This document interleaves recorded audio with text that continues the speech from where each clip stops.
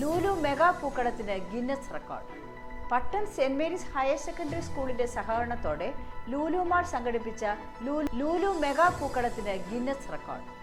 September 3-ന് 3 മണിക്കൂർ കൊണ്ട് 390 പുഷ്പ പരവതാനികളാണ് വിദ്യാർത്ഥികൾ തയ്യാറാക്കിയത്. ഓപ്പൺ രജിസ്ട്രേഷനിലൂടെ പങ്കെടുത്ത സ്കൂളുകളിൽ നിന്നും മുതിർന്ന ടീമുകളിൽ നിന്നുമുള്ള 360 5-അംഗ ടീമുകൾ ഉൾപ്പെടെ 2000-ലധികം ആളുകൾ ഒരേ സമയം മത്സരിച്ചു. ഇത് ലോക റെക്കോർഡായി. കുട്ടികളും മുതിർന്നവരുമടക്കം 5000-ഓളം പേരാണ് പരിപാടിയുടെ ദിവസം മോൾ സന്ദർശിച്ചത്.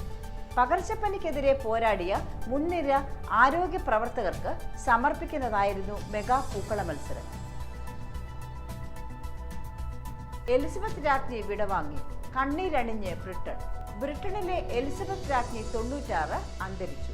ബ്രിട്ടീഷ് രാജ്ഞിയുടെ വേനൽക്കാല വസതിയായ സ്കോട്ട്ലൻഡിലെ ബാൽമറൽ കൊട്ടാരത്തിലായിരുന്നു അന്ത്യം. കഴിഞ്ഞ വർഷം ഒക്ടോബർ മുതൽ ആരോഗ്യ പ്രശ്നങ്ങൾ അവരെ അലട്ടിയിരുന്നു. വ്യാഴാഴ്ച രാവിലെയാണ് വിദഗ്ധ പരിശോധനയ്ക്ക് ശേഷം അവരുടെ ആരോഗ്യനിലയിൽ ഡോക്ടർമാർ ആശങ്ക അറിയിച്ചത്. പിന്നാലെ മരണത്തിന് കീഴടങ്ങുകയായിരുന്നു. ബക്കിംഗ്ഹാം കൊട്ടാരം പ്രത്യേക വാർത്താക്കുറിപ്പിലൂടെയാണ് എലിസബത്തിന്റെ മരണവാർത്ത അറിയിച്ചത്. എലിസബത്തിന്റെ ആരോഗ്യനിലയിൽ ആശങ്കയുണ്ടെന്ന് ഡോക്ടർമാർ അറിയിച്ചതിന് പിന്നാലെ മക്കളായ ചാൾസ്, ആൻ, ആൻഡ്രൂ, എഡ്വേർഡ് എന്നിവർ ബാൽമറയിലേക്ക് എത്തിച്ചേർന്നിരുന്നു. എലിസബത്തിന്റെ മരണത്തോടെ മൂത്ത മകൻ ചാൾസ് ബ്രിട്ടന്റെ അടുത്ത രാജാവാകും. രാജ്ഞിയുടെ ആരോഗ്യനിലയെക്കുറിച്ചുള്ള വാർത്തകൾ പുറത്തു വന്നതിന് പിന്നാലെ ആയിരക്കണക്കിന് ആളുകളാണ് ബക്കിംഗ്ഹാം കൊട്ടാരത്തിനും സ്കോട്ട്ലൻഡിലെ ബാൽമറൽ കൊട്ടാരത്തിനടുത്തേക്കും എത്തിയത്. ലോകത്ത് രാജവാഴ്ചയിൽ കൂടുതൽ കാലം അധികാരത്തിലിരുന്ന 2ാമത്തെ വ്യക്തി എന്ന നേട്ടം ജൂണിൽ രാജ്ഞി കരസ്ഥമാക്കിയിരുന്നു. 1926 ഏപ്രിൽ 21-ന് ജോർജ് 6-ന്റെയും എലിസബത്ത് രാജ്ഞിയുടെയും മകളായാണ് ജനനം. എലിസബത്ത് അലക്സാൻഡ്രിയ മേരി വിൻസർ എന്നായിരുന്നു പേര്. ജോർജ് 6-ന്റെ പിതാവും രാജാവുമായിരുന്ന ജോർജ് 5-ന്റെ ഭരണകാലത്തായിരുന്നു എലിസബത്തിന്റെ ജനനം. ബ്രിട്ടീഷ് കിരീടത്തിലേക്കുള്ള പിന്തുടർച്ചാവകാശത്തിൽ അമ്മാവൻ എഡ്വേർഡിനും പിതാവിനും പിന്നിൽ 3-മതായിരുന്നു എലിസബത്തിന്റെ സ്ഥാനം. ജോർജ് 5-ന്റെ മരണത്തിന് പിന്നാലെ എഡ്വേർഡ് രാജാവ് ആയെങ്കിലും വിവാഹമോചനവും അത് സംബന്ധിച്ച ഭരണഘടനാ പ്രതിസന്ധിക്ക് പിന്നാലെ എഡ്വേർഡ് രാജിവെച്ചു. തുടർന്ന് എലിസബത്തിന്റെ പിതാവ് ജോർജ് 6-ൻ ബ്രിട്ടന്റെ സിംഹാസനത്തിലെത്തി. അദ്ദേഹത്തിന്റെ മരണത്തിന് പിന്നാലെ മൂത്ത മകളായ എലിസബത്ത് അധികാരത്തിലെത്തി. 1952 ഫെബ്രുവരി 6-നായിരുന്നു എലിസബത്ത് ഭരണത്തിലേറിയത്. 1953 ജൂൺ 2-ന് കിരീടധാരണം നടന്നു. ഗ്രീക്ക് ഡാനിഷ് രാജകുടുംബത്തിൽ ജനിച്ച ഫിലിപ്പ് രാജകുമാരനാണ് എലിസബത്തിന്റെ ഭർത്താവ്. 1947-ന് ആണ് ഇവർ വിവാഹിതരായത്. 2021 ഏപ്രിൽ 9-ന് ഫിലിപ്പ് അന്തരിച്ചു. അടുത്ത രാജാവായ ചാൾസ്, ആൻ, ആൻഡ്രൂ, എഡ്വേർഡ് എന്നിവരാണ് മക്കൾ. 1997-ൽ കാർ അപകടത്തിൽ മരിച്ച ഡയാന സ്പെൻസർ ചാൾസ് രാജകുമാരന്റെ ആദ്യ ഭാര്യയായിരുന്നു. പിന്നീട് 2005-ൽ ചാൾസ് കാമില പാർക്കറെ വിവാഹം ചെയ്തു. രാജ്ഞിയുടെ ആരോഗ്യസ്ഥിതിയുടെ പശ്ചാത്തലത്തിൽ ബ്രിട്ടന്റെ പുതിയ പ്രധാനമന്ത്രിയുടെ സ്ഥാനാരോഹണ ചടങ്ങിന് ചരിത്രത്തിൽ ആദ്യമായി സ്കോട്ട്ലൻഡ് വേദിയായിരുന്നു. ചൊവ്വാഴ്ച സ്കോട്ട്ലൻഡിലെ ബാൽമറൽ കൊട്ടാരത്തിലായിരുന്നു ബ്രിട്ടന്റെ പുതിയ പ്രധാനമന്ത്രിയായ ലിസ് ട്രസിന്റെ സ്ഥാനാരോഹണ ചടങ്ങ് നടന്നത്. സാധാരണമായി ബക്കിംഗ്ഹാം കൊട്ടാരത്തിലോ തെക്ക് കിഴക്കൻ ഇംഗ്ലണ്ടിലെ വിൻസർ കൊട്ടാരത്തിലോ വെച്ചാണ് രാജ്ഞി പ്രധാനമന്ത്രിയെ അവരോധിക്കുക. 70 വർഷത്തിലധികം അധികാരത്തിലിരുന്ന എലിസബത്ത് രാജ്ഞിക്ക് ഇതിനിടയിൽ ലിസ് ട്രസ് അടക്കം 16 പ്രധാനമന്ത്രിമാരെ നിയമിക്കാൻ കഴിഞ്ഞു. ഭാരത് ജോഡോ യാത്ര ഞായറാഴ്ച കേരളത്തിൽ. ഏറെ കൊട്ടിഘോഷിക്കപ്പെട്ട 3570 കിലോമീറ്റർ നീളമുള്ള ഭാരത് ജോഡോ യാത്ര തമിഴ്നാട്ടിലെ കന്യാകുമാരിയിൽ നിന്ന് ആരംഭിച്ച് വടക്കോട്ട് നീങ്ങി. തിരുവനന്തപുരം, കൊച്ചി, നിലമ്പൂർ, മൈസൂർ, ബെല്ലാരി, റായ്ചൂർ, വികാരാബാദ്, നന്ദേഡ്, ജൽഗാവ്, ഇൻഡോർ, കോട്ട, ദൗസ, അൽവർ എന്നിവിടങ്ങളിലൂടെ കടന്നുപോകും. ബുലൻദ്ഷഹർ, ഡൽഹി, അംബാല, പത്താൻകോട്ട്, ജമ്മു, ശ്രീനഗറിൽ അവസാനിക്കും.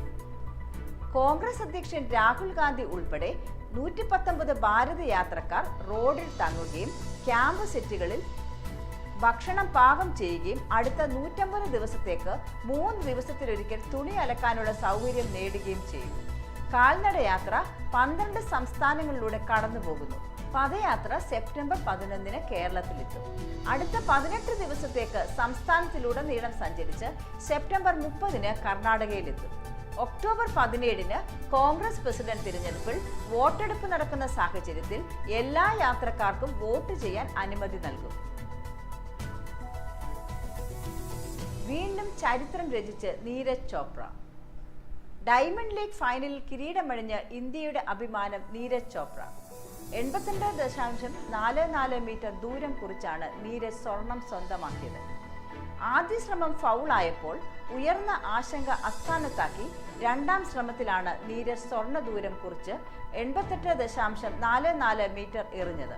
ഇതോടെ ലോക അത്ലറ്റിക്സിലെ സൂപ്പർ താരങ്ങൾ അണിനിരക്കുന്ന ഡയമണ്ട് ലീഗ് ഫൈനലിൽ കിരീടം നേടുന്ന ആദ്യ ഇന്ത്യൻ താര ചരിത്രവും നീരജ് എഴുതിച്ചേർത്തു.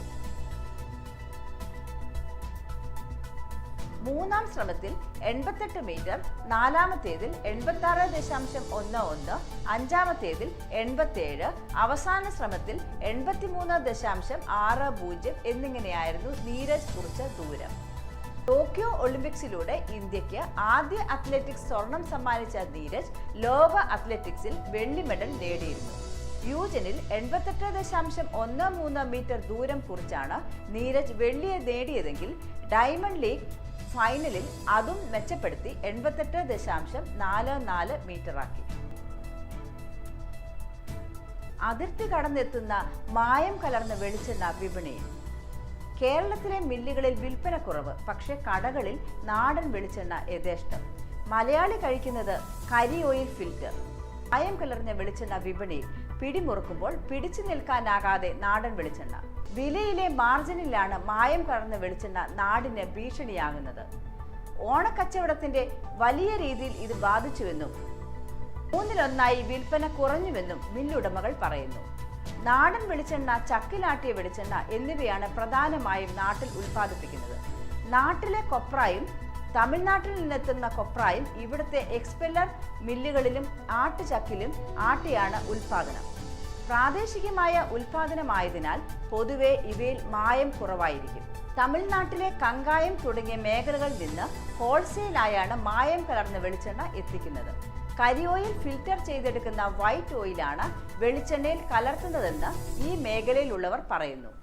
നാട്ടിലെ മില്ലുടമകളിൽ ആട്ടാൻ പറ്റാതെ ഉപേക്ഷിക്കുന്ന മോശമായ കറുത്ത കൊപ്ര തമിഴ്നാട്ടിലേക്ക് വലിയ തോതിൽ കയറ്റിവിടുന്നുണ്ട്. ഇവ നല്ല തെളിഞ്ഞ വെളുത്ത നിറത്തിലുള്ള വെളിച്ചെണ്ണയായി നാട്ടിൽ തിരിച്ചെത്തും.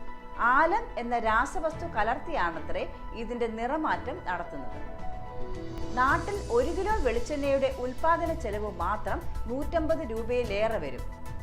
180 തൊട്ട് 200 രൂപയ്ക്കാണ് ചില്ലറ വിൽപ്പന. എന്നാൽ കലർപ്പ് വെളിച്ചെണ്ണ 140 രൂപയിൽ താഴ്ന്ന വിലയ്ക്കും.